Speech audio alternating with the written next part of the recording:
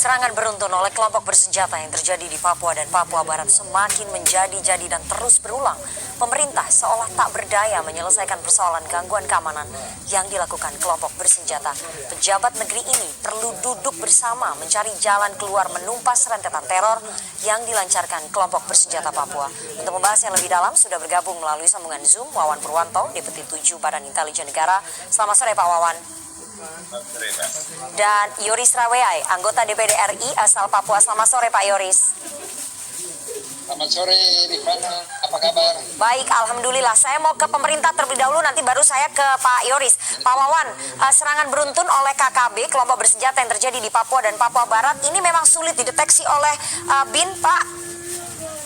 Ya, semuanya berlangsung ya. Kita juga pendekatan tidak hanya sekedar pendekatan keamanan, tapi juga pendekatan dari sisi dialog, kemudian juga pendekatan kemanusiaan, pendekatan pembangunan, sehingga kita berjalan beriring dan kita juga melakukan penegakan hukum ya, sehingga ini berjalan dan berbagai peristiwa sebelumnya juga sebagian sudah dilakukan penangkapan dan penyerangan terdahulu. Dan semuanya memang terus berjalan, jadi proses hukum yang bagi yang sudah tertangkap tetap dilakukan.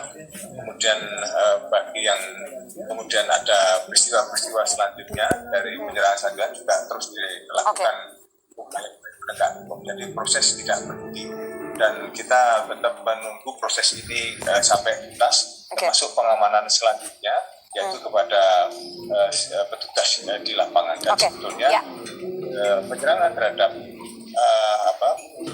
petugas-petugas kesehatan ini juga pelanggaran berat ya.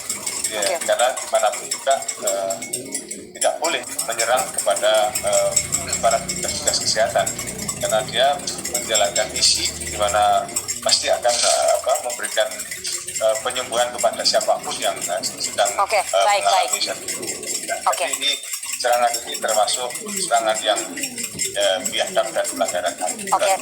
Serangan ini biadab dan melanggar HAM, tapi serangan ini terus terjadi, Pak Wawan. Apakah dengan pola serangan yang beruntun ini menunjukkan lemahnya penjagaan keamanan yang dilakukan oleh TNI Polri dan gagal dideteksi oleh BIN, Pak Wawan? Kita terus melakukan upaya-upaya pengamanan dan di sana memang lokasinya begitu luas dan tempatnya berbencar-bencar, sehingga kita tetap melakukan upaya-upaya penyisiran dan masing-masing juga selalu melakukan koordinasi terkait dengan kewilayahan. Dan dari pihak petugas-petugas lapangan kan juga selalu berkomunikasi dengan keamanan setempat, yaitu dari jajaran Polda maupun juga dari Kodam dan jajaran di bawahnya, dan di sana ada Pangkodam Wilhan 3 dan semuanya bersinergi. Dan kita karena terus melakukan tadi yang saya bilang, bukan hanya dari sisi pendekatan keamanan tapi juga pendekatan kesejahteraan, pembangunan, serta juga dialog. Ini yang terus kita lakukan, tapi pengejaran dan penegakan hukum tetap dilakukan. Dan ini sinergi kan. Semua sedang berlangsung, karena kita bersama-sama untuk bisa melakukan pengamanan ini, sehingga komunikasi dengan para pihak yang petugas-petugas di lapangan, kemudian juga tenaga kesehatan. Terus bagi mereka yang kondisinya atau merasa terancam dan sebagainya, selalu juga diminta untuk berkoordinasi dengan para keamanan setempat, mereka dilakukan pengamanan secukupnya seperti bagaimana diperlukan.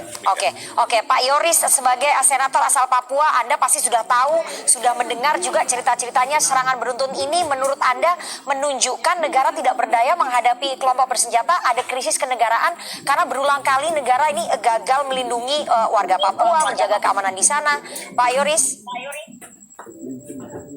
Ya, terima kasih Nana.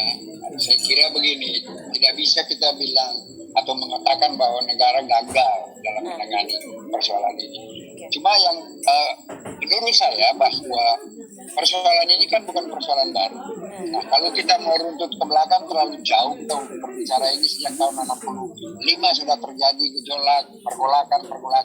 Tapi yang ingin saya mau stressing bahwa kita mulai dengan kejadian 2,5 tahun lalu di Duga, yaitu dengan penembakan terhadap 17 pekerja sipil yang kemudian Egyanus Kogoya mengklaim bahwa dia yang melakukan itu, kemudian pemerintah waktu secara tegas Kapolri dan Panglima mengatakan bahwa dalam waktu relatif singkat 3 bulan akan bisa kita tuntaskan persoalan ini. Nah ini kalau kita lihat rentetan eskalasi dari kegiatan mulai dari Duga, kemudian dia berpindah ke Intan Jaya dan sekarang masuk ke proses-proses ini kan banyak eskalasi kan.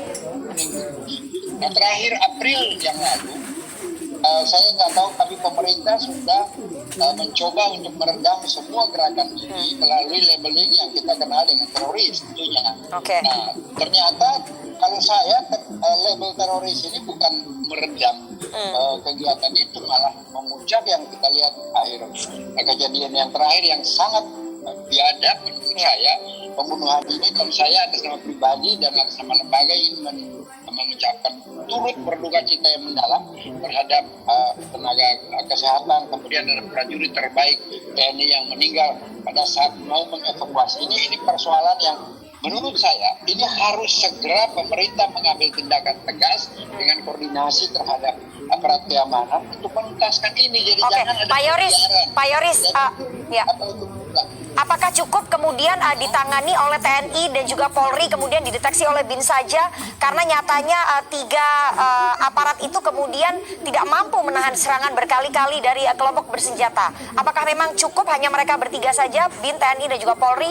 Atau perlu satgas khusus di sana, Pak Yoris? Saya kira begini, itu sudah, jadi kita mesti tahu bahwa Pangkogap Wilham 3 itu membawahi yang kita kenal dengan 2 satgas di sana, Satgas Nemangkawi dan Satgas. Nah di sana ada organ itu. Nah saya pikir kalau aparat keamanan yang kita sekarang terjunkan di Papua secara rasio saya pikir sudah memadai. Nah, tinggal bagaimana koordinasi antara intelijen tentunya dengan Satgas itu di sana di bawah Pangkogap Wilham, sehingga apapun strategi yang mereka lakukan itu perlu deteksi dini dari BIN tentunya, aparat intelijen yang memainkan. Sehingga penegakan hukum yang terukur pasca Duga itu kan kita mulai melakukan penegakan hukum yang terukur. Polisi di depan, TNI dan backup. Dan saya pikir cukup memadai lah TNI yang Satgas sekarang yang berada di Papua. Nah sekarang pertanyaan menurut pemerintah bahwa kelompok yang melakukan gangguan keamanan di Papua itu tidak banyak.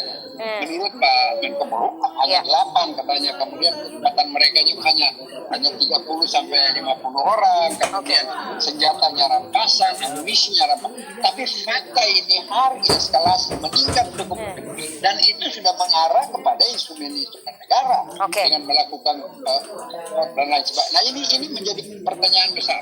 Saya pikir mungkin konsolidasi Menko Polhukam dengan seluruh jajarannya dan kami dari politik dari DPR, kemudian Pemda setempat, DPD, semua stakeholder pemangku kepentingan ini harus duduk bersama-sama. Mari kita lihat solusi apa yang terbaik. Jadi jangan kita saling kambing hitamkan, menuduhi sementara kejadian-kejadian itu dia berlangsung dari